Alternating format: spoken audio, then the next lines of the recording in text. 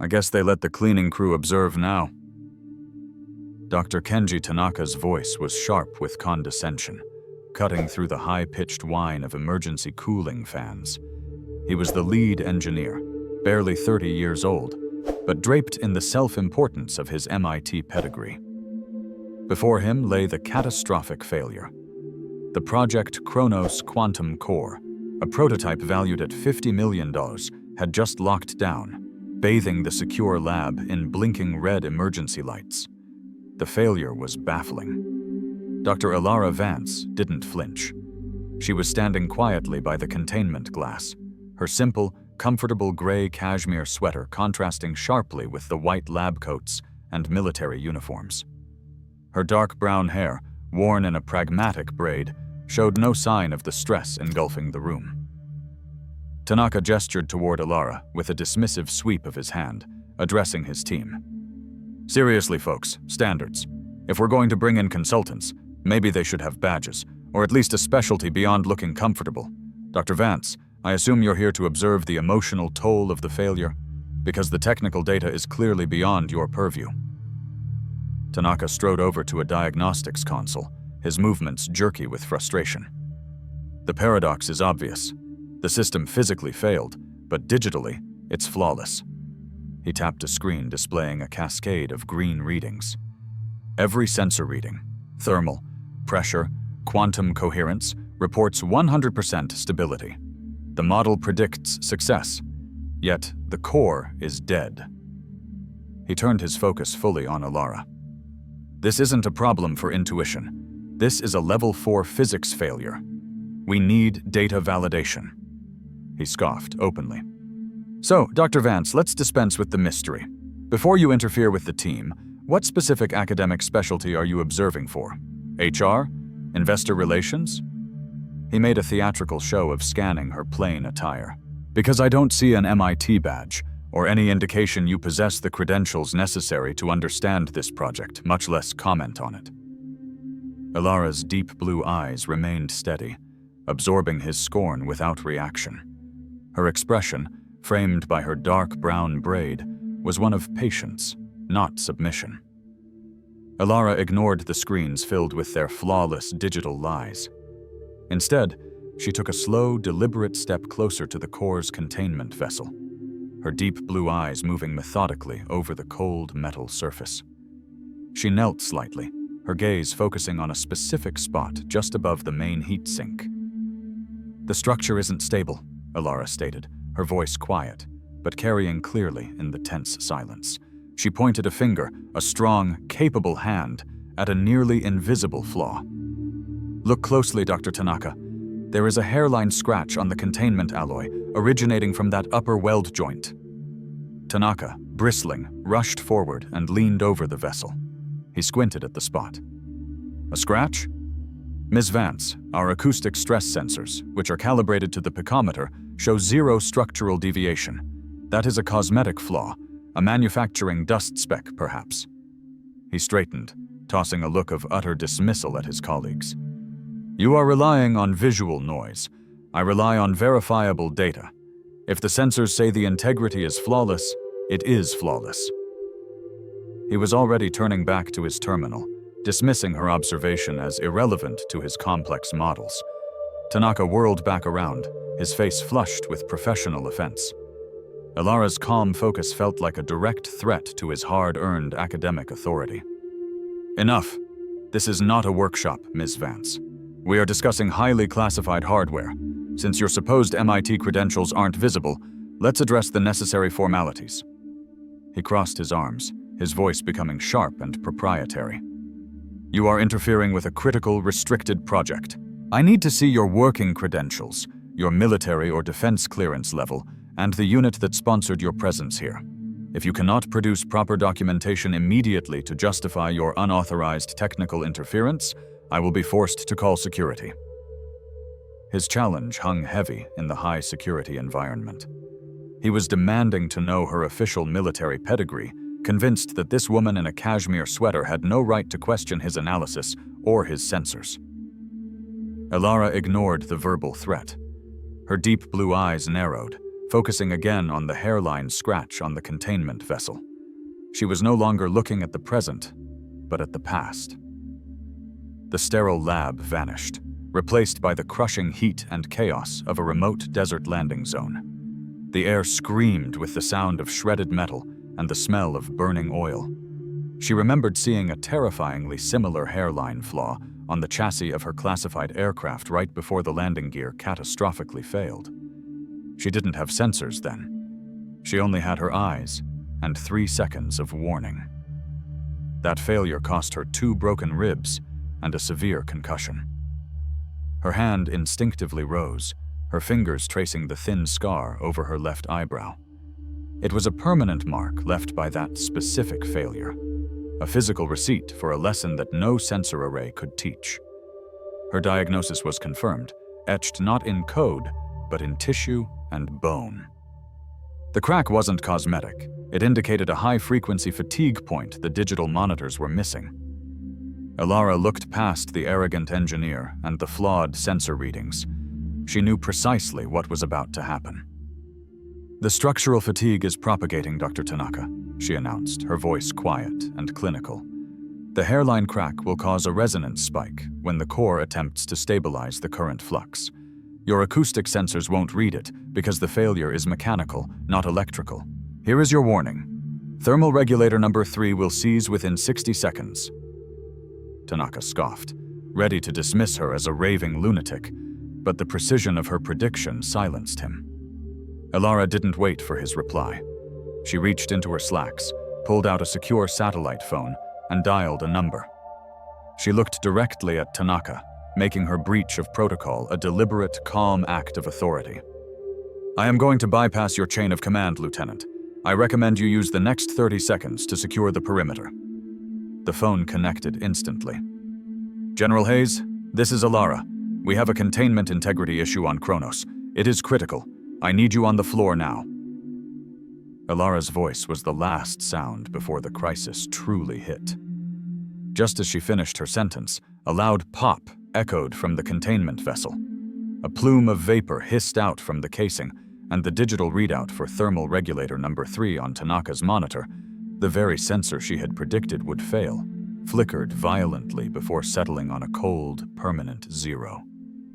The flawless cascade of green lights turned instantly to a catastrophic, blinking yellow and red. Chaos erupted. Technicians who had been observing with disdain now scrambled, shouting to shut down systems. Alarms blared, their urgency magnified by the secure, windowless environment. Dr. Tanaka stood paralyzed for a heartbeat, his face pale with horror. His academic arrogance crumbled under the undeniable, physical proof of his error. The sensors he trusted had lied. The civilian woman he mocked had told the absolute truth. He lunged back towards his console, trying frantically to reassert control. "Run level 5 diagnostics.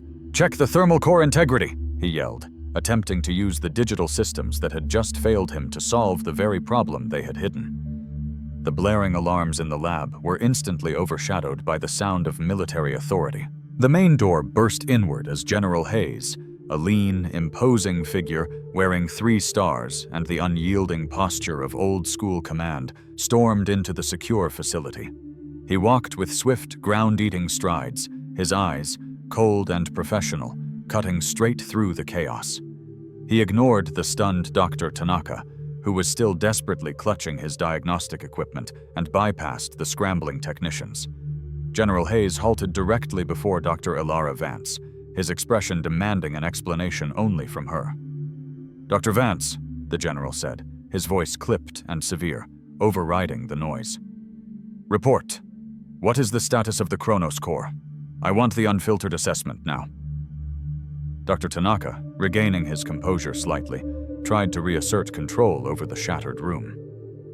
"General, with all respect, I am the lead engineer, and I need to execute the Level 5 diagnostics protocol." General Hayes cut him off with a look of cold, professional dismissal. "You had your chance, Doctor. Your Level 5 diagnostics failed to prevent this failure, just as they failed to see the warning signs Dr. Vance pointed out." The general turned to his aide, a sharp-faced major who had just arrived. "Major, pull up Dr. Vance's full file, the classified file, not the public contractor profile. Get the code name." The major's eyes widened slightly as he executed the command on his tablet. He leaned in close to the general's ear, his voice dropping to a low, barely audible whisper designed to remain strictly within the chain of command. The general's eyes narrowed in grim satisfaction. Hayes turned back to Tanaka, his voice laced with dangerous clarity. "Let me save you the trouble of guessing, Doctor. The woman you referred to as a consultant for emotional toll isn't here under a civilian contract." He paused, letting the silence magnify the weight of the moment. "She is here under a classified operational status. Her designation is simple, but absolute."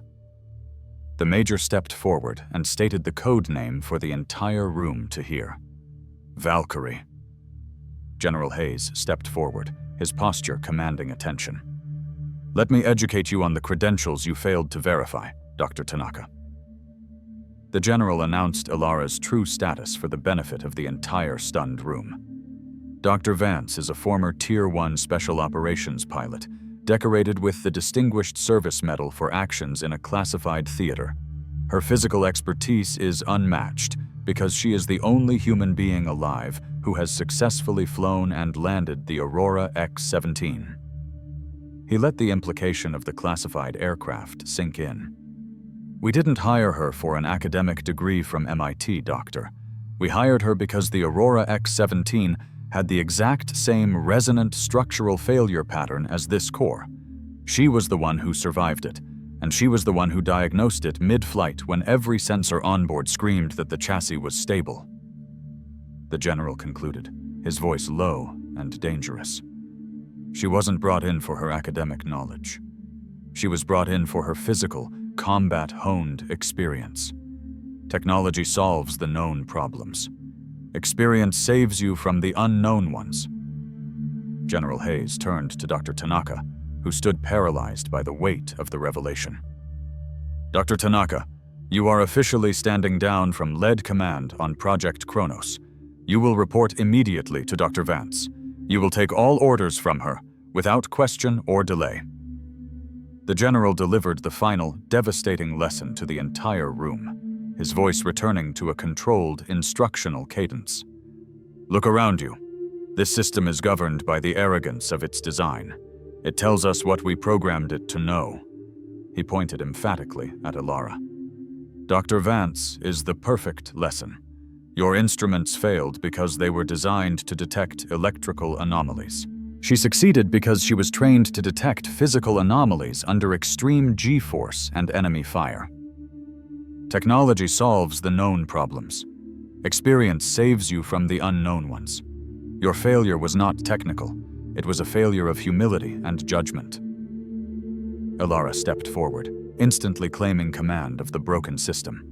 She pushed Tanaka aside without a word and began working, her movements deliberate and precise. She did not approach the monitors or the complex diagnostics. Instead, she focused entirely on the physical structure of the containment vessel. From her bag, she pulled out two deceptively simple items: a micrometer and a roll of specialized, heat-resistant adhesive tape.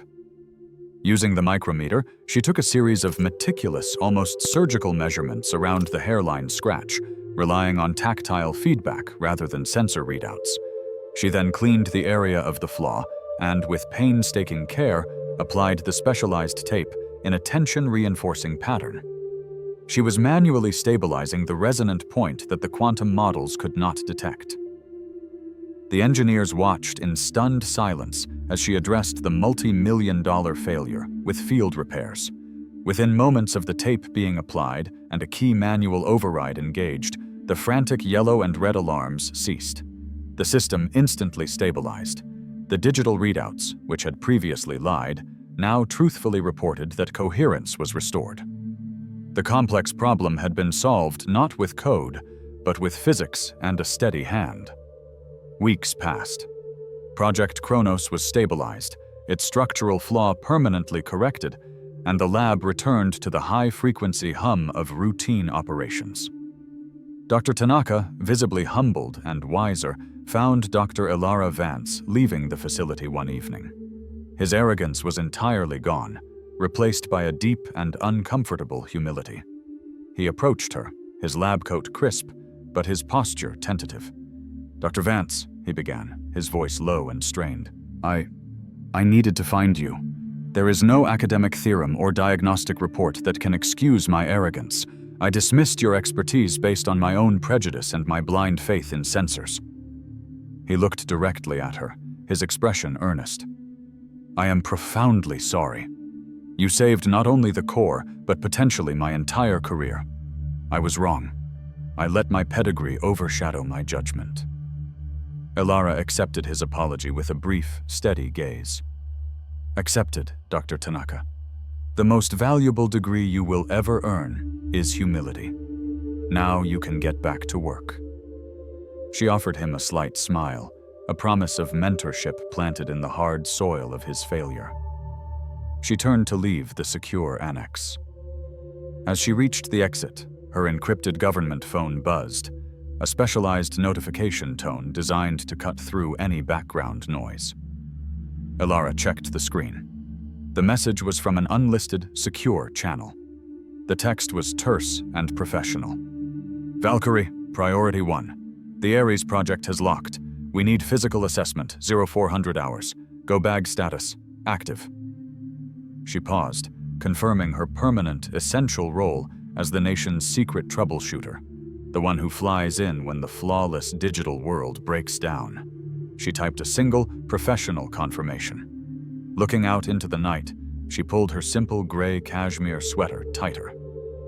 To hear more stories of courage, unique expertise, and the quiet professionals who serve in the shadows, subscribe to She Wore the Stars.